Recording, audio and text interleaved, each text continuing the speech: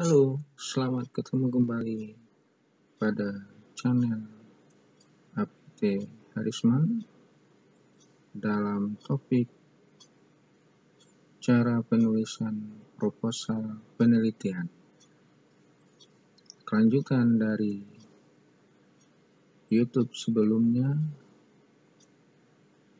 kali ini kita akan membahas mengenai bab 2, tinjauan pustaka. Jangan lupa subscribe ya, APT Harisman. Selamat menikmati.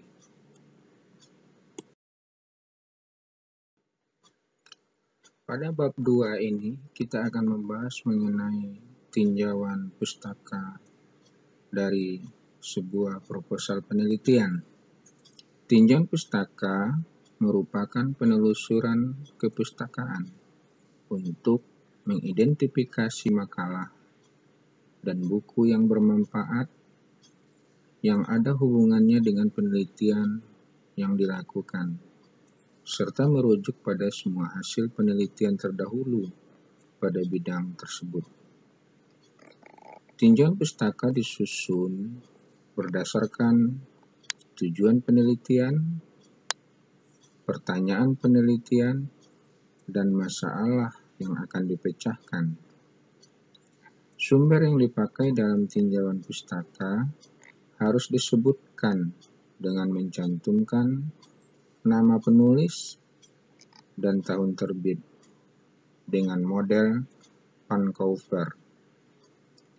Format penyajiannya dimulai tinjauan teori untuk variabel independen, variabel dependen, dan keterkaitan antar variabel yang diteliti dengan mengacu pada penelitian sebelumnya.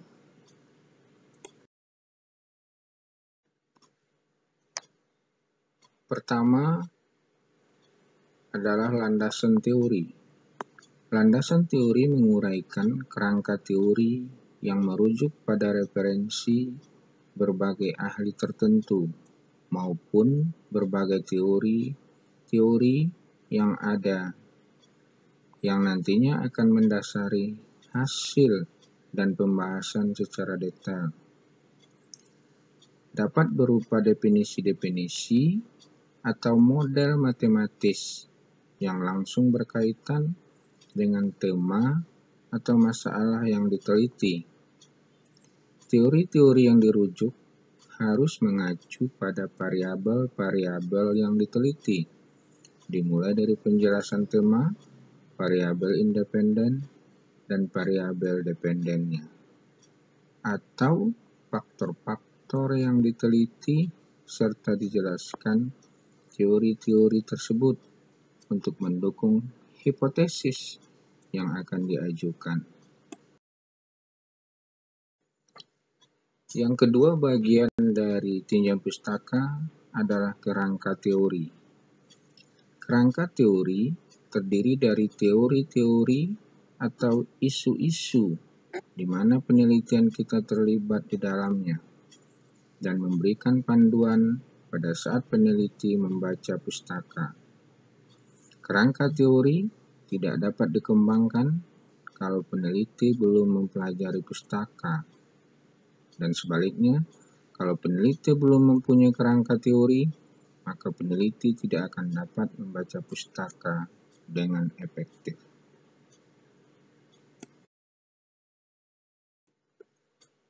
Yang ketiga adalah kerangka konsep penelitian.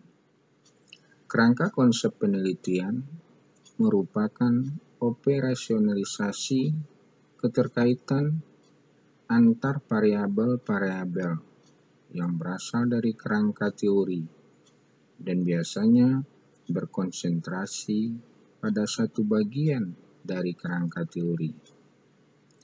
Kerangka konsep menggambarkan aspek-aspek yang telah dipilih dari kerangka teori untuk dijadikan dasar masalah penelitiannya.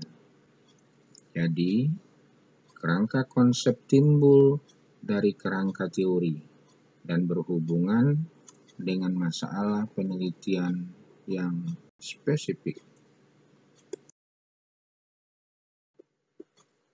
Bagian keempat dari bab 2 adalah hipotesis.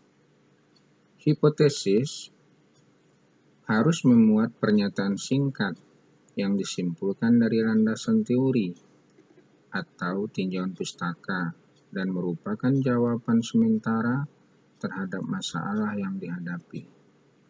Hipotesis tidak selalu harus ada, tergantung pada jenis dan tujuan penelitian.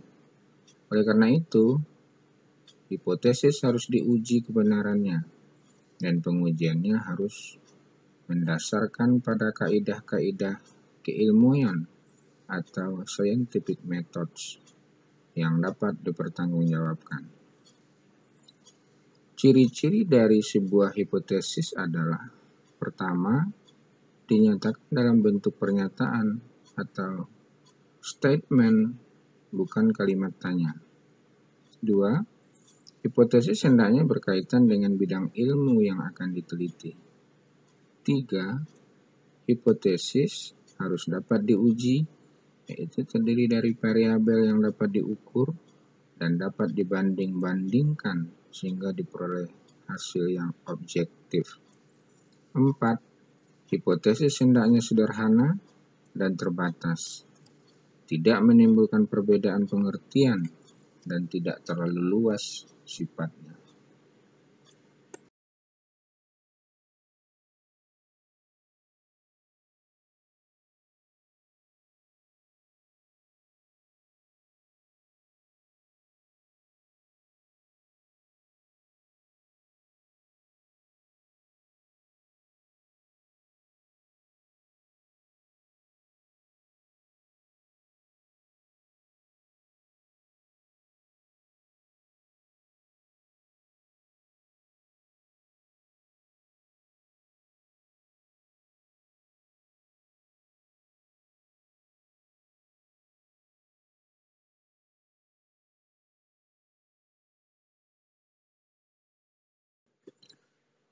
Sekarang kita uraikan satu persatu dari metode penelitian tersebut.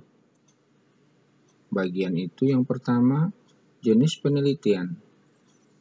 Jenis penelitian harus berisi langkah-langkah yang akan diambil untuk membuktikan kebenaran dari sebuah hipotesis.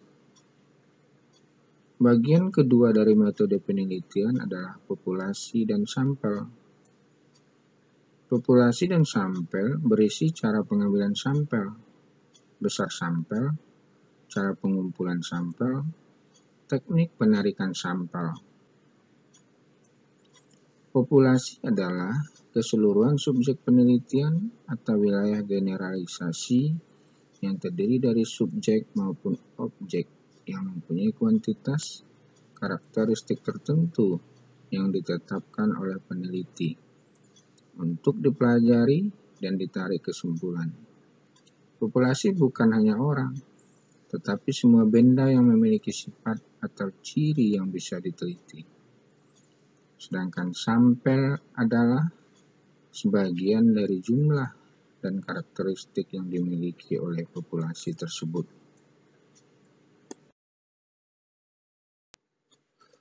Bagian selanjutnya adalah lokasi dan waktu penelitian. Apa yang dimaksud dengan lokasi dan waktu penelitian? Bagian ini berisi mengenai tempat atau lokasi penelitian beserta waktu yang dipergunakan untuk melakukan penelitian. Bagian selanjutnya adalah variabel. Apa yang dimaksud variabel? Variabel berisi keterangan tentang variabel atau faktor yang diamati atau diteliti dalam suatu penelitian. Bagian berikutnya, definisi operasional. Definisi operasional harus dapat menjelaskan bagaimana suatu variabel akan diukur, serta alat ukur apa yang digunakan untuk mengukurnya. Definisi ini mempunyai implikasi praktis dalam proses pengumpulan data. Definisi operasional mendeskripsikan variabel sehingga bersifat spesifik atau tidak berintegrasi ganda. Terukur menunjukkan sifat atau macam variabel sesuai dengan tingkat pengukurannya dan menunjukkan kedudukan variabel dalam kerangka teoritis. Bagian berikutnya adalah teknik pengumpulan data. Teknik pengumpulan data berisi cara pengumpulan data yang dapat berupa data primer maupun data sekunder. Berdasarkan caranya, pengumpulan data dapat berupa observasi, wawancara langsung, angket, pengukuran atau pemeriksaan. Bagian berikutnya adalah instrumen penelitian. Definisi operasional instrumen penelitian adalah alat ukur penelitian dapat berupa kuesioner, checklist yang digunakan sebagai pedoman observasi dan wawancara atau angket. Bagian berikutnya, teknik pengolahan data. Teknik pengolahan data berisi cara pengolahan data yang akan dilakukan peneliti, sehingga data hasil penelitian dapat menjadi informasi yang dapat digunakan untuk mengambil kesimpulan penelitian. Jadi ketika proposal penelitian dibuat, maka teknik pengolahan data sudah bisa digambarkan dengan adanya data-data penelitian nantinya. Berikutnya adalah metode analisis data. Metode analisa data menjelaskan bagaimana seorang peneliti mengubah data hasil penelitian menjadi informasi yang dapat digunakan untuk mengambil kesimpulan penelitian. Kegiatan analisa data ini meliputi persiapan, tabulasi, dan aplikasi data. Pada tahap analisa data ini dapat menggunakan uji statistik jika memang data dalam penelitian tersebut harus diuji dengan uji statistik. Selanjutnya, bagian keterbatasan. Yang dimaksud dengan keterbatasan adalah setiap penelitian pasti mempunyai kelemahan-kelemahan, di mana kelemahan tersebut ditulis dalam keterbatasan. Dalam bab ini disajikan keterbatasan peneliti secara teknis yang mungkin mempunyai dampak secara metodologis maupun substantif, seperti keterbatasan pengambilan sampel, keterbatasan jumlah sampel, keterbatasan instrumen penelitian, keterbatasan waktu, dan sebagainya. Bagian berikutnya tidak kalah penting adalah daftar pustaka. Daftar pustaka merupakan keterangan tentang bacaan yang disajikan sebagai bahan rujukan dari penulisan skripsi atau karya tulis. Dalam daftar pustaka dapat dimasukkan tentang pustaka dari buku teks, jurnal, artikel, internet, atau kumpulan karangan lain.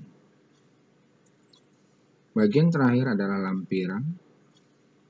Lampiran memuat keterangan atau informasi yang diperlukan pada pelaksanaan penelitian, seperti peta, surat penelitian, kuesioner, atau data lain yang sifatnya melengkapi usulan atau proposal penelitian.